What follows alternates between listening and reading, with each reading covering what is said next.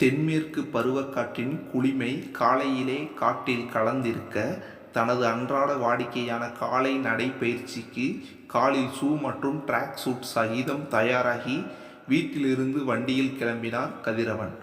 நடைபயணம் ஒரு நட்பு பயணம். நடக்கும் அனைவருக்கும், மனதுக்கும் சரி உடலுக்கும் சரி, ஒரு ஆரோக்கிய பயணம். அதற்காகவே தன் வீட்டை விட்டு வண்டியில் சில கிலோமீட்டர்கள் பயணித்து வந்து அமைதியான சூழலில் நடப்பது கதிரவனின் வழக்கம். அன்றும் வழக்கமான நடைபயிற்சி இடம் வந்தும் மனதில் ஏதோ ஒரு ஈடுபாடு இல்லாத உணர்வு வர, சட்டென தன் முடிவை மாற்றி வண்டியை மேலும் செலுத்தியவர் பார்வையில் பசுமையான கோமதிபுரம் கண்ணில் பட வண்டியை ஓரங்கட்டி நடக்கத் தொடங்கினார். மனதின் ஓரத்தில் ஒரு சிறிய சிந்தனை, இங்கேதானே நண்பன் சந்திரன் வீடு? எண்ணி முடிப்பதற்குள் பட்டன ஒரு அடி முதுகில் இறங்க, சற்று கோபமாய் திரும்பியவன் பார்வையில் அதே நண்பன் சந்திரன். அட வாப்பா, உனக்கு ஆயுசு 100, நினைத்தேன் வந்தாய் 100 வயது பாட்டு பாடியவனாய் தன் பங்குக்கு நண்பன் சந்திரனை திருப்பி தாக்க, அடப்பாவி, நானும் இப்போதான் உன்னைய நினச்சேன். ஆமாம், அடி ஒன்று நாளும் கும்முன்னு ஓங்கி இறக்கிறியப்பா, வேதனையில் சந்திரன் சொல்ல. என்ன, இந்த நேரம்தான் உனக்கு நடைப்பயிற்சி நேரமா என கதிரவன் வினவ. ஆமாம், அதிசயமாய் எங்கள் பகுதிக்கு வந்திருக்க.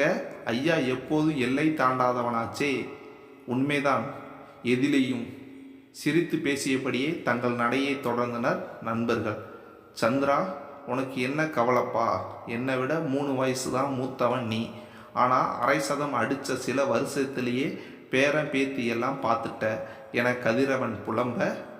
அட நீ வேறப்பா, என் பொண்ணு வைத்து பேத்தியை பார்த்துட்டேன், பேரனைத்தான் இன்னும் பார்க்கல பசங்கக்கிட்ட இருந்து. ஆமாம், உன் பொண்ணு இன்னும் காலேஜ் படிப்பு முடிக்கலையான்னு கவலையா உனக்கு என்று சந்திரன் கேட்க, பின்ன என்னப்பா, இப்போ எல்லாமே எல்லோருக்குமே வேகமான வாழ்க்கை தானே. நம்ம பொறுப்புகளை சீக்கிரம் முடிக்கணும். காலத்துக்கு ஏற்ற மாதிரி நீயும் வாழ்க்கையில் ரொம்ப சீக்கிரமாக செட்டில் ஆகிட்ட, நான் தான் பின்தங்கிட்டேன். ஆமாம், இதை பற்றி உன் கருத்து என்ன என்று கதிரவன் சந்திரனிடம் கேட்க, சரியாக சொல்லணும்னா வாழ்க்கையில் சீக்கிரமே ஓய்வு பெற்ற மாதிரி ஒரு உணர்வு. எப்படி சொல்ல, என்னுடைய பார்வையில் ரொம்ப அவசரப்பட்டுட்டோமோன்னு சில சமயம் தோணும். இப்போ நீ இன்னும் இளமையாக தான் தெரிகிற, தலைமுடியும் சால்ட் பேப்பர் ஸ்டைலில் இருக்குது. எனக்கு அதுக்குள்ளே தாத்தா பட்டம் வந்துருச்சு. எதை செஞ்சாலும் மனசில் சின்னதாக உறுத்தும், தலைக்கு டை போடணுன்னாலும் கூட என்று சிரித்தான். ஓ, இதில் இப்படி ஒரு விஷயம் இருக்கா? ஆனால் பொறுப்புகளை சீக்கிரமாக முடிச்சிட்டா நமக்கு நல்லது தானே, வருங்காலத்தை மகிழ்ச்சியாக சுலபமாக கடக்கலாமே என கதிரவன் கூற, அது உன் கருத்து. என் கருத்தும் முன்னாடி இப்படி தான் இருந்தது. உன்னைய விட நான் இந்த விஷயத்தில் வயசில் அனுபவசாலி என்கிற அடிப்படையில் ஒன்று சொல்லுறேன். எதுலேயும் தேக்கம் கூடாது. நீர் ஓடினால்தான் ஆறு, தேங்கினா குட்டை. அது ஆரோக்கியம் இல்லை. அதுபோல தான் வாழ்க்கையும் நகர்ந்துக்கிட்டே இருக்கணும். பொறுப்பு இல்லைன்னா பொழுதும் மனசும் போர் அடிச்சிடும். அப்படி சொல்கிறியா? போன வருடமே நீ விருப்ப ஓய்வு கொடுத்துட்ட, இப்போ என்ன தான் செய்கிற? கதிரவன் நண்பனிடம் கேட்க, நீ கேட்ட கேள்வியை எனக்குள்ள கேட்டு என்னையே நானே தேட ஆரம்பிச்சிருக்கேன். என்னுடைய கனவையும் கடந்த காலத்தையும் ஒப்பிட்டு நான் இப்போ எப்படின்னு சுய பரிசோதனை பண்ண தொடங்கியிருக்கேன். சந்திரன் முத்தாயப்பாக முடிக்க, எப்பா நீ பேசுகிறது பெரிய விஷயம், எனக்கு அலுவலகம் கிளம்ப நேரமாயிடுச்சு, அப்புறமா நிதானமாக இதை பற்றி பேசுவோம், பார்ப்போம். பரபரப்பாய் கதிரவன் வண்டியை நோக்கி பாய, ஓகே என்றவனாய் தனக்குள் சிரித்து கொண்டான் சந்திரன். கிர் கிர் அழைப்பு மணி அலற, எரிச்சலாய் தான் அமர்ந்திருந்த சாய்வு நாற்காலியை நகர்த்தி எழுந்த கண்மணி, இதோ வர்றேங்க குரலில் கோபத்துடன் கணவன் சந்திரனை வரவேற்க. என்ன கண்மணி, உன்னிடம் எப்போதும் இருக்கிற காந்த குரல் இன்னைக்கு ஏன் இப்படி காந்துது? நக்கலாய் சந்திரன் கேட்க. ஆமாம், உங்கள் ரசனை மட்டும் என்ன முன்ன மாதிரியாக இருக்குது, பாதி நேரம் சிடு சிடுன்னு இருக்கீங்க, இதில் என்னையே போய் என கண்மணி கூற, இன்னைக்கு நடைபயிற்சி போனதில் என் நீண்ட கால நண்பன் கதிரவனை பார்த்தேன். அவன் என்னடானா நம்ம நிலைமையை பார்த்து பொறாமப்படுறான். நமக்கு எல்லா பொறுப்பும் முடிஞ்சிடுச்சுன்னு பேசுகிறான். நம்ம நிலைமை நமக்கு தான் தெரியும். பொறுப்புன்னு உடனே இப்போ தான் எனக்கு ஞாபகம் வருது. நம்ம மகள் கீதா 10 நிமிஷத்துக்கு முன்னாடி தான் ஃபோன் பண்ணினான். பேத்தி தீபிகாவுக்கு 80 பக்கம் கோடு போட்ட நோட்டும் 2 பென்சிலும் அவசரமாக வேணும்னு. அட, இப்போவே வா. ஏன், அவங்க பக்கம் கடை இன்னும் திறக்கலையா? சந்திரனின் பேச்சை இடையில் வந்த கீதாவின் அலைபேசி அழைப்பு இடைமறிக்க, ஹா, என்னம்மா கீதா, எப்படி இருக்க? பேத்தியும் மாப்பிள்ளையும் நலமா என பாசமாய் சந்திரன் கேட்க, இங்கே பாருங்கப்பா, சும்மா வளவளன்னு பேசாமல் அம்மா கிட்ட சொன்ன மாதிரி நோட்டும் பென்சிலும் வாங்கிட்டு 10 நிமிஷத்தில் நீங்கள் எங்கள் வீட்டில் இருக்கணும். பேத்திக்கு பள்ளிக்கூடத்துக்கு நேரமாச்சு என்று அவள் சொல்ல, ஏம்மா நீ கூடுதலாக 2 வாங்கி ஸ்பேர் பண்ணலையா என்று சந்திரன் கேட்க, இல்லைப்பா, என் அவசரத்தை புரிஞ்சுக்கப்பா. எங்கள் பகுதியில் கடை திறக்க மணி 9 ஆகிடும். நீ சொன்ன மாதிரி கூடுதலாக நோட்டும் பென்சிலும் வாங்கி வைக்கிற பழக்கம் என்கிட்ட இல்லை. அதனால் அதை பற்றி பேச வேண்டாம். இப்போவே மணி 8 தாண்டிடுச்சு. நான் வேற பேத்தியை தயார் பண்ணணும், புரியுதா? கடைக்கு சீக்கிரம் புறப்படுப்பா. மறுபேச்சு பேசக்கூட வாய்ப்பில்லாமல் மகள் கீதா அழைப்பை துண்டித்துவிட, என்ன படபடன்னு பொண்ணு பொறிஞ்சு தள்ளிட்டாளா? அதுதான் இப்போ இந்த தலைமுறையோட அணுகுமுறை. இன்னமும் அவளை கவனிக்கிறது போராதுன்னு இனி பேத்திக்காவும் ஓடுங்க நோட்டு பென்சிலோட. He he. கண்மணி கலகலப்பாய் சிரிக்க, யாரை குறை சொல்ல, மற்றவர்களை சார்ந்து செயல்படுற குணம் நம் மகளோடது. அது உடனே எப்படி மாறும்? சலிப்பாய் சந்திரன் கூற, நீங்கள் சிறு வயதிலிருந்தே அவளுக்கு ரொம்ப செல்லம் கொடுத்ததோட பலன். நாம் விதைச்சதை தானே நாம் அறுவடை செய்ய முடியும். எனக்கும் சேர்த்து தான். இதோ 2 கிலோமீட்டரில் அவளோட வீடு. ஒரு நாள் நாம் போய் அங்கே தங்கினது இல்லை. அவளும் நம்மளை தங்குங்கன்னு பாசமாக சொன்னதில்லை. ஆனால் அவள் வீட்டு சாமான் தேவையெல்லாம் கடைக்கு போய் வாங்கி கொடுத்து நீங்கள் தான் கஷ்டப்படுறீங்க. மருமகனுக்கு எப்போதும் அலுவலக பணி தான். அவள் வீட்டுக்கு போனதும் வேலை முடிஞ்சதும் உடனே திரும்பிடுங்க. மனைவி கண்மணி கராராய் கூற, விடு விடு, நம்ம பொண்ணு பேத்திக்கு தானே செய்கிறோம். மீண்டும் அலைபேசி அழைப்பு. கீதாவின் எண் அலைபேசியின் திரையில் வர, ஐயோ, இதோ கிளம்பிட்டேன். அவசரத்தில் ஃபோனை எடுக்க மறந்து அப்பா கடைக்கு கிளம்பி போயிட்டாருன்னு சொல்லி சமாளி என்று சொன்னவர் ஃபேண்டை கூட மாட்டாது கட்டியிருந்த கைலியோடு பையை எடுத்துக்கொண்டு பைக்கில் பறந்தார் சந்திரன். மறுநாள் கொக்கரக்கோ, கூடவே கூக்கு என சேவல்களும் குருவிகளும் புதிய நாள் பிறந்ததை உற்சாகமாக பூமிக்கு அறிவிக்க பரபரவென எழுந்த சந்திரன் தன்னுடைய அன்றாட காஃபி தயாரிப்பில் இறங்கி முதலில் அரை ஜீனியில் தனக்கு தயாரித்த காஃபியை மடக்கென முழுங்கிவிட்டு மனைவி கண்மணிக்கு நீட்டினார். என்னங்க, நம்ம பையன் ஆனந்தன் மருமக ஆசாவோட வெளிநாட்டு பயணம் போயிருக்கானே, இப்போ எந்த நாட்டில் இருக்காங்க என்று கேட்க, நேத்திக்கு பாரிஸில் இருந்ததா தகவல் போட்டான். அநேகமாக நாளைக்கு சுவிஸ் போகணுமாம். பரவாயில்லைங்க, நம்ம பையன் விவரமாக கம்பெனி செலவுலையே மருமகளை கூட்டிக்கிட்டு 1 மாதம் ஐரோப்பா பயணம் கிளம்பி போய் 1 வாரம் ஓடிடுச்சு. உன் பையனுக்கு என்ன, ரொம்ப விவரம்தான். நேத்தி தான் ஐயா வாட்ஸ்அப்பில் ஒரு தகவல் போட்டிருக்காரு. அதுவும் எதுக்கு தெரியுமா? அவனுக்கு செலவுக்கு 5 லட்சம் அவசரமாக தேவைப்படுதான். உடனே அனுப்பி வைங்கன்னு குத்தலாய் சந்திரன் சொல்ல, என்ன பையன் இப்படி பண்ணுறான்? கல்யாணம் ஆகி 3 வருஷம் ஆச்சு. வாரிசு பற்றி யோசிக்காமல் அப்பப்போ வெளிநாடு போகிறேன்னு 2 பேரும் கிளம்பி போயிடுறாங்க. இதில் இப்படி பணத்தை வேற அடிக்கடி நம்மக்கிட்ட கேட்டு வாங்கிக்கிறான். சலிப்புடன் கண்மணி கூற, ஒன்று புரிஞ்சுக்க கண்மணி, நான் மத்திய அரசில் வாங்குகிற ஓய்வூதிய பலன்தான் அவங்க கண்களை ஊர்த்திக்கிட்டு இருக்கு. நானும் 8 வருஷம் முன்னாடியே எழுதி கொடுத்துட்டு வந்து வீட்டில் சுகமாக இருக்கலாம்னு நினச்சா இனிமே நம்ம ரொம்ப உஷாராக இருக்கணும் போல கவலையாய் சந்திரன் கூற, உண்மைதாங்க. பொண்ணு கீதா உள்ளூரில் இருந்தும் நம்ம தான் அவளுக்கு எல்லாவித உதவியும் பண்ண வேண்டி இருக்கு. பையனும் மருமகளும் வீட்டோட நம்ம கூட இருந்தும் வருஷத்தில் பாதி நாள் ஊர் சுற்றிட போயிடுறாங்க. நாம் இந்த வீட்டை பாதுகாத்துக்கிட்டு இங்கேயே கிடக்கிறோம். எல்லாம் கால கொடுமைங்க என கண்மணி கூற, நம்ம பசங்க அவங்க தேவைக்காக நம்மளை பயன்படுத்துறது நல்லா புரியுது கண்மணி. இனியாவது நாம் கொஞ்சம் விழிப்பாக இருக்கணும் என்று சந்திரன் கூற, ஆனால் ஒன்றுங்க, எனக்கென்னவோ நாம் காலம் கடந்து இதை பற்றி பேசுகிறோமோன்னு தோணுது. நமக்கு 2 குழந்தைகள் பிறந்ததும் உங்கள் கனவு கலந்த ஆசைன்னு ஒரு விஷயம் சொன்னீங்க. அது இப்போவும் சரிதானே எனக்கு மனசில் படுது என்று கண்மணி கூற, அது கண்மணி, நம்ம 2 பேரோட விருப்பமான கனவு. அது காலப்போக்கில் அதை கவனத்தில் கொள்ளாமல் விட்டுட்டோம். அதுக்கு காரணம் கொஞ்சம் சுயநலம்தான். ஆனால் அந்த கனவு இன்னமும் நம்மளை விடாமல் துரத்துது பாரு என்றார். எனக்கு இதுதான் தோணுச்சுங்க. நீங்களும் இதையே சொல்லிட்டீங்க. சீக்கிரம் யோசிச்சு முடிவு பண்ணிடுங்க. சரி, இப்போவே மணி 7 தாண்டிடுச்சு. வாசல் கூட்ட நான் போகிறேன். மனைவி கண்மணி எழுந்து காலை சாய்த்து சாய்த்து நடக்க சங்கடமாய் அவளை பார்த்தார் சந்திரன். மனதுக்குள் தோன்றிய பலவித சிந்தனைகள் கூட அன்றைய செய்தித்தாளை புரட்டத் தொடங்க முதல் பக்கத் தலைப்பே கவிழ்ந்தது. தொடர்ந்து தன் பார்வையை சந்திரன் அடுத்தடுத்த பக்கங்களுக்கு நகர்த்த எல்லாம் கொலை, கொள்ளை என பதட்டமான செய்திகளை பக்கங்களின் பாதி இடத்தை நிரப்பி இருந்தன. காலையிலே ஒரு நல்ல செய்தியாவது தனி மனித சாதனையை பற்றியோ நாட்டின் வளர்ச்சியை பற்றியோ காணமே, எங்கே போகிறோம் நாம் என தனக்குள் கவலைப்பட்டவரை கலங்க வைத்தது கண்மணியின் கதறல். என்னங்க, நான் வாசற்படியில் விழுந்துட்டேன் என அலறல். ஐயோ கண்மணி! பதறியவராய் வாசல் நோக்கி விரைந்த சந்திரனின் கண்கள் கண்ட காட்சி ஒரு நிமிடம் அவரது இதயத்தையே உறைய வைத்தது. இரண்டாம் வாசல் படியில் குப்பர விழுந்த நிலையில் மனைவி கண்மணி. நெற்றி பொற்று அகலமாய் வெட்டப்பட்டு பெரிய கோடாய் ரத்தம் கொப்பளிக்க தொடங்கியிருந்தது. தடுமாறிய சந்திரன் தன் முழு பலத்தை பிரயோகித்து கண்மணியை தூக்கி வாசல் சுவற்றில் லேசாக சாய்த்து அமர வைத்த அதே சமயம் கண்மணி தனது வலது காலை காட்டி ஏதோ சொல்ல லேசாய் அவளின் காலை தூக்க முயன்றவர் எலும்பு முறிவு ஏற்பட்டதை உணர்ந்து கொண்டார். முதலில் பதட்டமாய் மகள் கீதாவை அழைக்க நினைத்து தன் செல்போனுக்காக வீட்டில் உள்ளே போக முயன்றார். ஐயோ, வலி தாங்க முடியல, என்னை மருத்துவமனைக்கு கூட்டு போங்க. கண்மணியின் வார்த்தைகளில் வேதனை உச்சம் தொட்டது.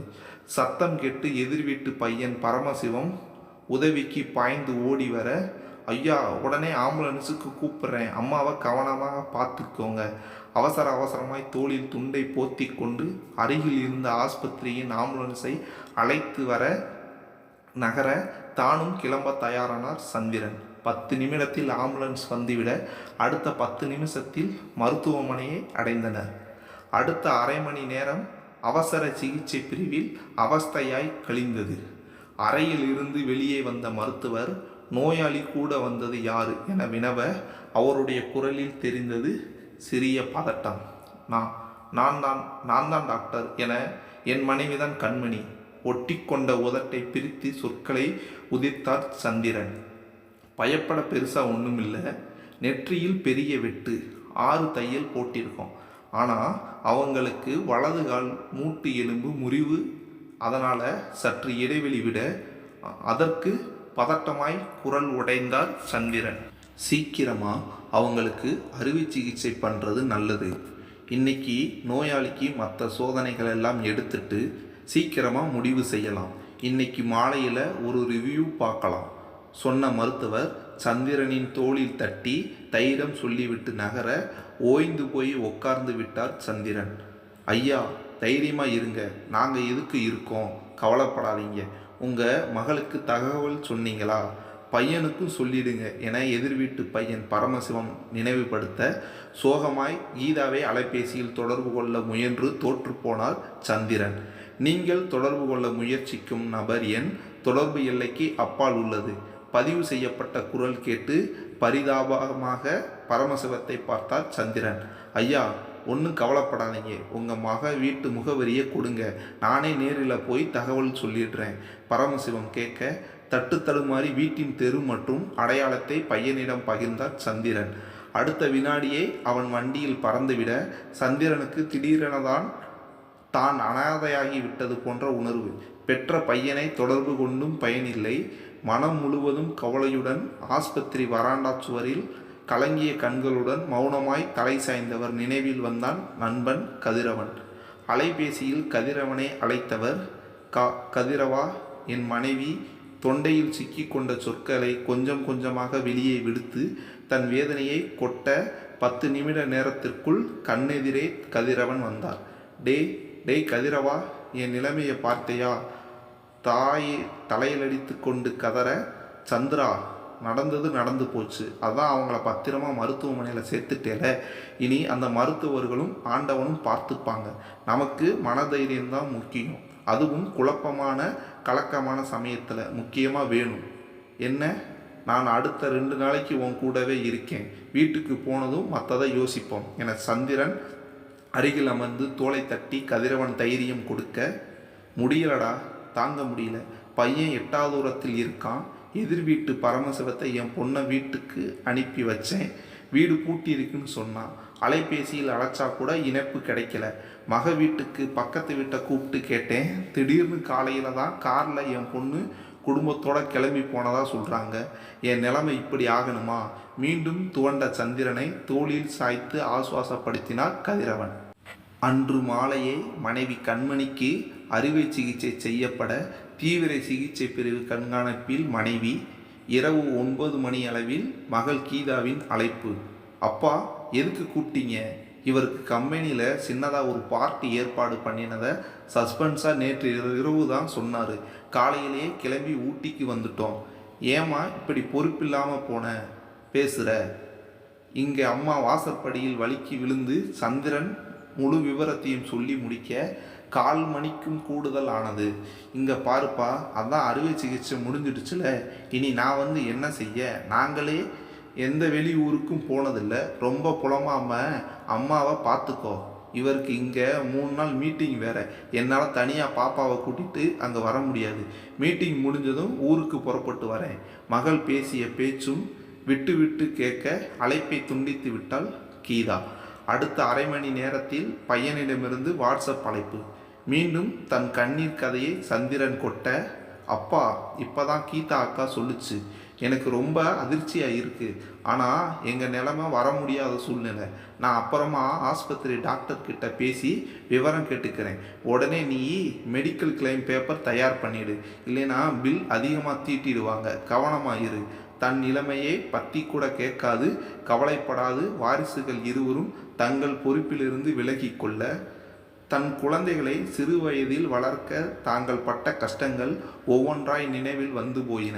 எத்தனையோ தடவை காய்ச்சல் தொடங்கி பல இக்கட்டுகளில் வாரிசுகளை கட்டி காப்பாற்றியது தொடர்ந்து நினைவுக்கு வர, கூடவே தானும் மனைவி கண்மணியும் கண்ட அந்த ஆசை கனவும் நினைவுக்கு வந்தது. கண்மணியின் அறுவை சிகிச்சை நல்லபடியாக முடிந்து அடுத்த நாள் அவள் தனி அறைக்கு வந்துவிட சற்று ஆசுவாசமானார் சந்திரன். மனைவி கண்மணிக்கு உணவு, உதவி என முழுமையாய் கதிரவனின் மனைவி கவனித்து கொள்ள, சந்திரனின் பையனின் கவனம் முழுதும் மருத்துவமனை பில்லிலேயே இருந்துவிட, மகள் கீதாவும் 2 நாளில் வந்து விடுவதாய் பொறுப்பு துறந்தாள்.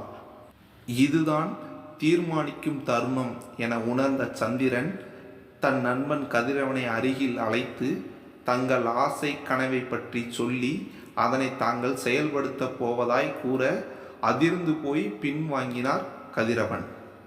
கதிரவா, இப்போ இங்கே நடக்கிறது எல்லாமே யார் எப்படி பொறுப்பை தட்டி கழிக்கிறாங்கன்னு போட்டி. நீயும் உன் மனைவியும் இல்லைன்னா நாங்கள் 2 பேரும் ஆதரவு அற்றவர்களாக வீதியில் கிடந்திருப்போம். தொலைக்காட்சி நிகழ்ச்சி தொடங்கிறதுக்கு முன்னாடி முதல் தகவலாக காட்டுற மாதிரி பசங்க ஒவ்வொரு முறையும் பேசும்போது பொறுப்பு துறந்த பேச்சாதான் பேசுகிறாங்க. எதையும் அன்பாக அனுபவித்து உரிமையாக எடுத்து செய்யணும் கதிரவா. அதில் கிடைக்கிறது ஆனந்தம் பெரியது, அளப்பரியது. நம்ம சமூகத்தில் எப்போ கூட்டு குடும்பம் மாறிச்சோ அழிஞ்சிச்சோ, ஒரே வாரிசுன்னு வாழ்க்கை சுருங்கிச்சோ, அப்போவே நமக்கு ஆபத்து தொடங்கிருச்சு. ஆனால் எனக்கு 2 வாரிசுகள், 2ம் எங்களுடைய கடைசி காலத்தில் எங்களை அவங்க காப்பாற்றுவாங்கிற நம்பிக்கை எங்களுக்கு இல்லை. அதனால் இந்த பேப்பரை பிடி என சந்திரன் நீட்ட அதை வேகமாய் படித்த கதிரவன் முகம் மாறினார். நீ சொல்கிறத நான் முழுமையாக ஒத்துக்கிறேன், ஏற்றுக்கிறேன். இப்போ வாழ்க்கைக்கு பொருள் தான் அடிப்படைன்னு எல்லோருக்கும் மனசு மாறிப்போச்சு. இப்போ உள்ள காலகட்டத்தில் இதுதான் கோளாறுக்கு காரணம். இது மாறுமா? காலம்தான் பதில் சொல்லணும். நீ எதுக்கும் உன்னுடைய மகள் கிட்ட ஆலோசனை பண்ணிடுறது தான் சரின்னு நான் நினைக்கிறேன். அதுவும் உன் மனைவி உடல்நிலை இப்போ தான் கொஞ்சம் முன்னேறி இருக்கு. கதிரவன் தயங்கி பேச தன் வலது கையை தூக்கி அவரின் பேச்சை நிறுத்திய சந்திரன், இது எங்கள் 2 பேரோட நீண்ட நாள் கனவு, ஆசை கனவு. நாங்கள் விருப்பப்பட்டு ஒரு குழந்தைய 3ஆவதாக தத்தெடுக்க நினச்சோம். ஒரு குழந்தைய 18 வயசுக்குள்ளே தத்தெடுக்க பெற்றோருக்கு கூட்டு வயது 90, 18 வயசுக்கு மேலே கூட்டு வயது 100 தான்னு இப்போ தான் தெரிய வந்தது. இதை 2 மாதத்துக்கு முன்னாடி ஒரு இல்லத்தில் போய் விசாரித்தப்போ சொன்னாங்க. ஆனால் எங்கள் 2 பேருடைய கூட்டு வயது 100ஐ தாண்டிடுச்சு. எங்களோட தத்தெடுக்கிற ஆசை இனி நிறைவேறாது. வாழ்க்கையில் எந்த ஒரு நல்ல முடிவையும் தள்ளி போடக்கூடாது. தயங்காமல் உடனே செயல் வடிவம் கொடுக்கணும்னு இது உனக்கு நான் சொல்கிற ஒரு ஆலோசனை. ஒரு ஆதரவற்ற குழந்தையை ஆதரவாக வளர்க்கணும்னு நினச்ச எங்கள் கனவு கலைஞ்சு போக நாங்கள் விரும்பலை. அதனால் எங்கள் மொத்த சொத்தையும் ஆதரவற்றோர் இல்லமாக மாற்ற விரும்புகிறோம். நீ உடனே நாங்கள் எழுதியபடி உயிலை தயார் பண்ணி உடனே கொண்டு வா. நாங்கள் உள்ள வர பசங்களோட தேவைகளை கவனிச்சுக்கிறோம். எங்களுக்கு பின்னாடி இந்த உயில் படி